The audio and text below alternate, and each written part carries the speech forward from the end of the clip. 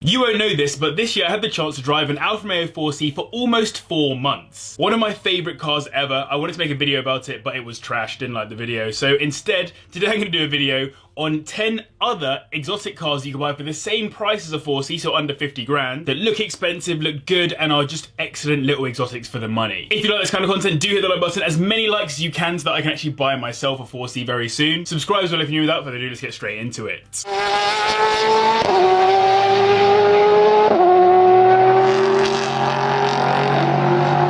Let's get started with a Bond car, the Aston Martin Vanquish, driven by Pierce Brosnan's rendition of James Bond in Die Another Day, where it was named the third best Bond car of all time. It comes with a 5.9 litre V12 engine producing 460 brake horsepower, taking it to 60 in 4.8 seconds, so yes, it's the slowest car on the list, but it's also the second oldest, so not bad performance for the age. It was Aston's first flagship car for the modern era and took a lot of inspiration from the DB4 GT Zagato, hence its stunning looks, which made it a completely different vibe to the DB7 which preceded it. The chassis was built in collaboration with Lotus, meaning it was ultra light but still strong, with a carbon fibre backbone and aluminium composite throughout. Pretty cool. These cost around £43,000 at the bottom end, and 50 grand will get you a 2001 model with 50,000 miles on it. Serious problems are rare on these, but coil packs are the common problem to be aware of. Last year I made a couple of videos on the Porsche Cayman 981 generation, one with the S and one with the non-S, and I really rated the car highly.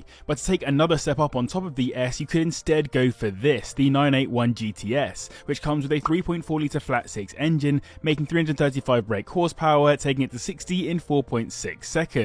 Compared to the S, it was slightly more powerful and came with optional passive sports suspension, which was lower and more focused on handling. If anything, the GTS was more like a 987 Cayman R or S Sport, where the GT4 was a step up on top of that altogether. But most noticeably, the exterior got a makeover with the new GTS specific body kit that ended up being slightly over 3 centimeters longer than other versions of the car, but in my opinion also way cooler. £39,000 will get you into one of these, and 50 grand is enough for a 2016 model with 20k on the clock. Generally, these 981s are very reliable, which is great news, though maintenance of PDK boxes is very important. The Lexus LC500 is one of the best looking recent cars from the brand, with its 5 litre V8 engine that makes 470 brake horsepower, taking it to 60 in 4.5 seconds, which means it has the performance to go with those nice aesthetics. This is a proper Grand Tourer, with LC literally standing for luxury coupe. It was built in the same factory by the same group of Takumi master engineers as the hallowed LFA, and you can definitely see some similarities, though the LC has that more modern Lexus design language about it. The interior too is a lovely place to be, super luxurious with great materials, which helps you to rest assured that you've also got a reliable car for soaking up the miles on a long grand tour. It comes as a convertible too, but sadly you won't get one in our price range, though I do think the coupe looks better anyway. These are quite expensive still, starting at around £48,000, with 50 grand getting you a 2017 model with 30k on the clock. Though the Alpine F1 team might not be having the best time right now, they do make some very cool cars, with the A110 being their only real offering for quite a long time. It competes with cars like the Alfa 4C and Lotus Elise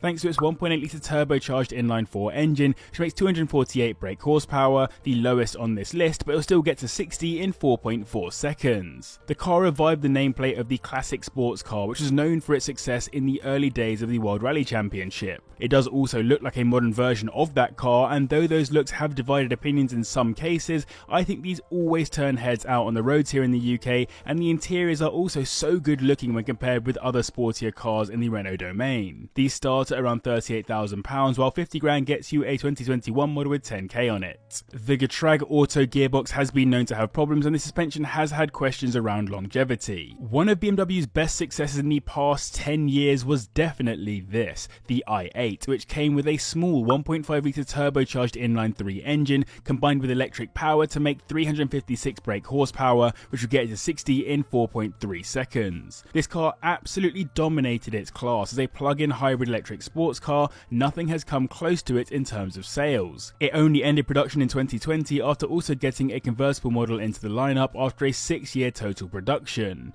The electric motor means that it has by far the best miles per gallon on this list, even better if you get yourself a post-2018 model when the batteries increased in capacity. And of course it looks stunning based on the M1 homage concept car, with the aggressive lines and butterfly doors being key features. This is the cheapest car on the list, as they have recently dropped below 30 grand, with 50k getting you into a 2018 model with pretty low mileage. It's actually been pretty reliable too. Some battery related issues have been reported, but in general it's very good. So I hope you guys are enjoying this video. If you are, then do hit the like button and subscribe as well if you're new. And let me know in the comments down below, you got £50,000 to spend, what car are you buying? The Supra was always known as a car to modify into being a supercar killer in earlier generations, but the recent revival of the nameplate has some exotic qualities of its own. These come with a 3-litre turbocharged inline-6 engine, which makes 335 brake horsepower, taking them to 60 in 4.2 seconds. You'll probably already know that this was built alongside BMW, with much of it having the same kit as the Z4 all the way down to the infotainment software. And looks-wise, it does hark back to the 4th gen to some degree, but is more similar to the FT1 concept car, which is absolutely stunning. Toyota making this with BMW should hopefully be a really good thing in the longer term, as off the back of this we've seen more GRs turn up, and maybe BMW will have taken a leaf out of Toyota's reliability record. These run you around 30 grand at the bottom end, while 50 grand gets you into a 2022 model with 3k on it.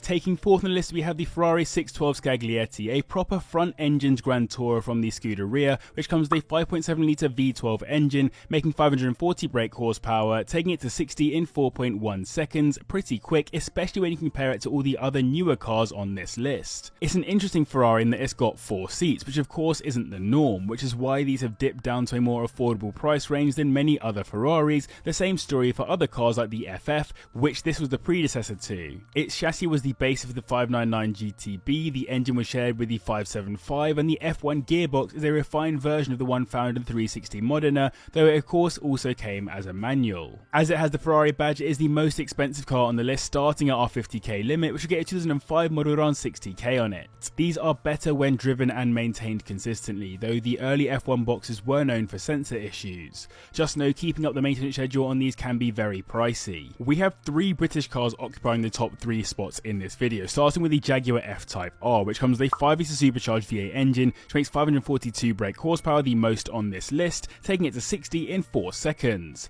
The F-Type could be a perfect cheap exotic car, given it's mad fast, has great grand touring qualities, a reasonably sized boot, and looks good. I literally thought about whether this should be my next car, but then realised insurance prices on these are absolutely ridiculous for me, double or triple what I'd pay for most of the other cars on this list. Ignoring that though, the R does come looking a bit more aggressive with its trim around the bumpers and sounds absolutely ridiculous, just a step down from the SVR. These start at around £30,000 and 50 grand will get you into a 2017 model with 15k on it. Leaking diffs are known, but the engine is typically pretty good when maintained well. Just ahead of the F-Type we have this, the Lotus Exige S, one of my personal favourite cars on this list, in part thanks to its Toyota 3.5-litre supercharged V6 engine, which makes 345 brake horsepower, taking it to 60 in 3.9 seconds, made possible by it being a lightweight, more track-focused exotic car. This is the Series 3 Exige, which properly modernised the car over the S2, making it bigger without losing the lightness and dynamics that made the previous 2 generations so special. The interior remains one of my favourite parts of the car. They're hard to get into with the sills being absolutely massive, but once you are in, you're blessed with a stripped out, basic interior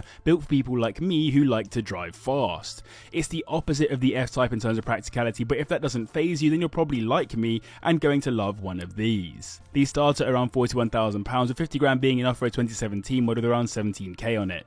That engine is good on reliability coming from Toyota, but Lotus parts do cost quite a lot in general to fix or replace. Taking the top spot in this video is the oldest car on the list, the TVR Tuscan, which comes with a 4-litre inline-6 engine that makes 440 brake horsepower, which will get to 60 in 3.9 seconds. TVR just do one thing really well: make fast cars, specifically fast, as yes, that engine is not known for reliability at all, and getting parts these can be more difficult than you would like, but when it's running it will smoke most things its age, and as you can see from this video, a lot of newer stuff as well. The design of the Tuscan is pretty timeless. As it's a rarer car than many of the other cars, it's done very well to remain pretty modern looking despite the fact that it came to the market in 1999, though the interior is still pretty eccentric in line with other TVRs. These run you around £28,000 at the bottom end, with 50 grand being more than enough for a 2005 model with 40k on it. So I hope you guys enjoyed this video. If you did, then do hit the like button and subscribe as well. If you're new, huge thanks to the patrons for supporting you guys as well for watching. And if you want to see 10 other exotic cars for the same price range, click up here and subscribe down here.